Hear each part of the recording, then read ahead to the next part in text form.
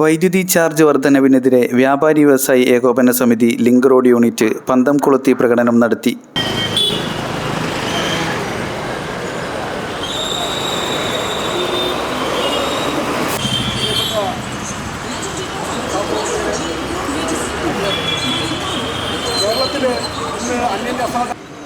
ഇത് സംസ്ഥാന അടിസ്ഥാനത്തിൽ കേരളമൊട്ടാകെ കേരള വ്യാപാരി വ്യവസായി ഏകോപന സമിതിയുടെ എല്ലാ യൂണിറ്റുകളിലും ഈ പ്രതിഷേധം ആളിക്കത്തുന്നുണ്ട്.